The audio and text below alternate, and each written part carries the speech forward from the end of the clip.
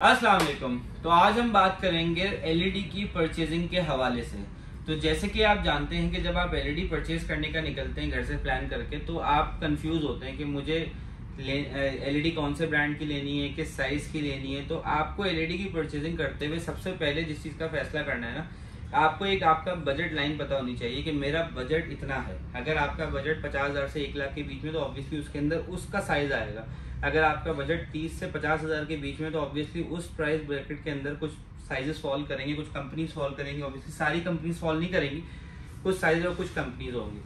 तो आपने सबसे पहले तो अपनी जो बजट लाइन है ना, उसको पहचानना है कि आपका एक्चुअल बजट साइज कितना है। उसके बाद आपने अपना यूजेज देखना है कि आपका अगर बिल्कुल बेसिक यूजेज है, जैसे कि आप जानते हैं कि अब काफ़ी वक्त चेंज हो चुका है।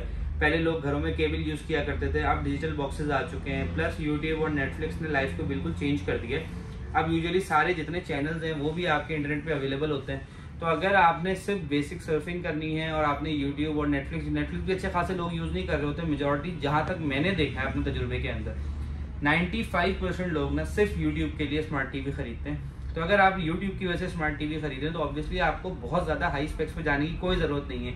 जैसे क्वांटम टेक्नोलॉजी 4K, आपको इस पर जाने की ज़रूरत नहीं है। आप बेसिक स्पेक्स पे रह के अपने बजट के अंदर बड़े से बड़े साइज पे जा सकते हैं। उसके बाद अगर आपने ये देखें कि अगर आपका गेमिंग की नीड है, तो गेमिंग के लिए ऑब्वियसली आपको रिफ्रेश रेट ज़्यादा चाहिए होगा। जैसे कि आप जानते हैं 2023 के अंदर GTA 6 की बहुत ज़्यादा धूम है। GTA 6 ने अपना पहला ट्रेलर भी जारी कर दिया है। तो बहुत सारे कस्टमर्स हमारे पास आते हैं कि हमें गेमिंग के हवाले से टीवी को सजेस्ट करें। तो अगर गेमिंग आपकी नीड है, तो ऑब्वियसली आपको फिर वो कोई भी ऐसा टीवी चूज़ करना होगा जिसका मिनिमम रिफ्रेश रेट जो है वो 100 हर्ट्ज होना चाहिए। अब अगर मैं बात करूँ, ये डॉलिंस का जो टीवी हमारे पीछे आपको दिख रहा है, इसका रिफ्रेश रेट जो है ना, ये 120 हर्ट्ज है। 120 हर्ट्ज किसी भी बड़े गेम को सपोर्ट करने के लिए 120 hertz is more than enough. अब अगर आप GTA का भी जो उन्होंने अपने वेबसाइट के ऊपर जो गेम है उसकी स्पेक्स के अंदर जो टीवी रेकमेंड किया है, वो मिनिमम 120 हर्ट्ज वाला टीवी रेकमेंड किया। ऑब्वियसली अभी गेम को तो आने में टाइम लगेगा, तो हम GTA 6 की बात इसलिए कर रहे हैं कि वो इस वक्त ट्रेंडिंग टॉपिक है। तो अगर आप टीवी की परचेजिंग कर रहे हैं, गेमिंग आपकी नीड है, तो डॉलिंस TV can be your solution to the need. तो 120 हर्ट्ज की वजह से जो ना आपका रिफ्रेश रेट अच्छा होगा, उसके फ्रेम्स आपको अच्छे देखने को मिलेंगे, ज़्यादा क्रंची डिस्प्ले देखने को मिलेगा। अगर आपका रिफ्रेश रेट कम होगा टीवी का, तो ऑब्वियसली वो आपकी उस वीडियो को सपोर्ट नहीं कर पाएगा। अब नए जितने भी टीवी आ रहे हैं, उनके अंदर गेमिंग कंसोल्स कनेक्टिविटी का फीचर दिया हुआ होता है, वो बिल्ट इन होता है। वो चाहे आप चाइना का भी टीवी यूज़ करें, तो HDMI केबल पॉइंट तो हर टीवी के अंदर होता है। तो HDMI पॉइंट से आप अपना गेमिंग कंसोल कनेक्ट करके अपने टीवी का एक्सपीरियंस उठा सकते हैं उसके ऊपर। क्योंकि पहले जो थे वो लोग यूजुअली मॉनिटर्स के ऊपर गेम खेल रहे होते थे।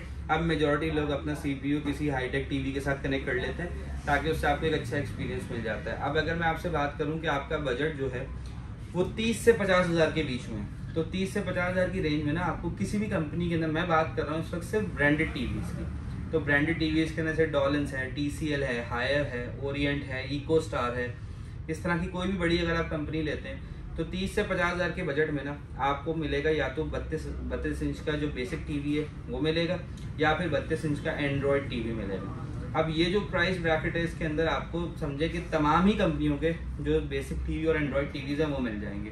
अब अगर आपका बजट जो है वो 60 प्लस है, तो 60 प्लस के अंदर आपको ये बेनिफिट मिलेगा कि 60 से 80 के बीच में आपको 40 इंचेस का टीवी मिल जाएगा। बेसिक टीवी अगर आप लेते हैं तो वो ऑलमोस्ट आपको 50-55 के बीच में मिल जाएगा।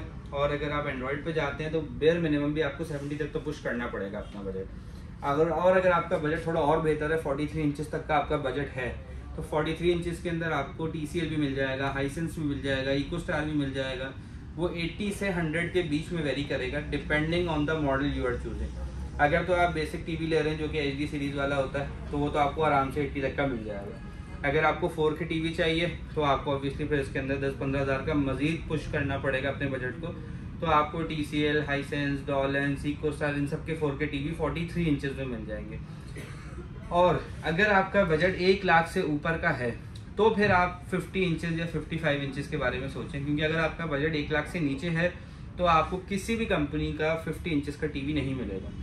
हाँ, अगर कुछ कंपनीज के अंदर जैसे 49 इंचेस आता है जो कि नॉन स्मार्ट है, जो कि एंड्रॉयड नहीं है, वो आपको मिल जाएगा। वो भी किसी के पास अगर रखा होगा तो 80 से 90-95 हज़ार के बीच के अंदर आपको एक बेसिक टीवी मिल जाएगा 49 इंचेस का। हाँ, उसको आप ये कर सकते हैं कि उस पर कोई डिजिटल बॉक्स लगा के उसको एंड्रॉयड कर लें, तो इस तरीके से आपका जो टीवी है ना 49 इंचेस का, वो भी आपको किसी हद तक, मतलब किसी हद तक क्या, आपको सारे फीचर्स वो मिल जाएंगे जो कि एक एंड्रॉयड टीवी के अंदर होते हैं। अगर आपका लाख से ऊपर का बजट है तो फिर आपको 50, 55 या आपको 1 लाख से लेकर 1.5 लाख के बीच में, depending on the spec. Obviously अगर आपका बजट 1 लाख 1,20,000 के बीच में, तो आपको एक बेसिक 4K टीवी मिलेगा 50 या 55 इंच का। अगर 1,20 से ऊपर का है तो आपको क्वांटम सीरीज भी मिल जाएगी, जो कि सबसे ज़्यादा ब्राइटेस्ट होती है। अच्छा, यहाँ पर ना मैं आपको एक बात बताना चाह रहा हूँ, डॉलर्स ने अपने तमाम जितने भी टीवीज़ हैं, इनके अंदर जो इसका इल्यूमिनेशन है वो बहुत अच्छी रखी है, मतलब इनकी ब्राइटनेस बहुत अच्छी है। 450 निट्स की इसकी ब्राइटनेस है, ये हमने खुद से मेजर करी है। तो 450 निट्स कंपनी क्लेम कर रही है 435, लेकिन हमने जो नेट मीटर पे इसको चेक किया है तो ये 450 तक की इसकी ब्राइटनेस है। तो अगर तो आपने किसी ऐसी जगह पे अपने टीवी को प्लेस करना है जहाँ पर ब्राइटनेस बहुत ज़्यादा है, जहाँ पे सनलाइट बहुत ज़्यादा आती है, तो आपने इस चीज़ का खास ख्याल रखना है कि आपने टीवी जो है ना वो ब्राइटेस्ट चूज़ करना है। अगर आपने कोई भी नॉन IPS पैनल चूज़ कर लिया, जैसे नए तमाम टीवीज़ के अंदर, ऑलमोस्ट तमाम टीवीज़ के अंदर ही IPS पैनल आ रहा है, अगर आप VA पैनल की तरफ जाते हैं तो VA पैनल इतने ज़्यादा ब्राइट नहीं होते। तो अगर आपको अपना टीवी किसी ब्राइट जगह पे रखना है, जहाँ पे टीवी लॉन्च है, जहाँ पे ज़्यादा लाइट एक्सपोज होती है, तो वहाँ पे आपको इस बात का खास ख्याल रखना है कि आपका टीवी जो है ना उसका जो इल्यूमिनेशन है वो 450 निट्स कम से कम होनी चाहिए। तो अगर आप पे इससे कम होगी तो आपको डिस्प्ले देखने में परेशानी होगी, आपको बार बार ब्राइटनेस को एडजस्ट करना पड़ेगा। इवन अगर आपका नेट रेट जो है वो 35 तक भी होता है तो उससे आपको ये परेशानी होगी, आप फुल ब्राइटनेस भी कर रहे होंगे तो भी आपके पास जो है ना उसकी ब्राइटनेस इतनी ज़्यादा आपको फील नहीं हो रही होगी। तो टीवी की खरीदारी के वक्त मैंने आपको कुछ चीज़ें बता दी कि आपको ये पता होना चाहिए कि आपने किस मकसद के लिए खरीदना। बहुत से लोग हमारे पास ये आते हैं कि हमें क्वांटम टीवी चाहिए। जब मैं उनसे पूछता हूँ कि भाई आपका यूजेज क्या है, वो कहते हैं बेसिक यूट्यूब है। तो बेसिक यूट्यूब के लिए हाँ, अगर तो आपके पास बजट है, अच्छा बजट है, तो ऑब्वियसली आप क्वांटम की तरफ जाएँ।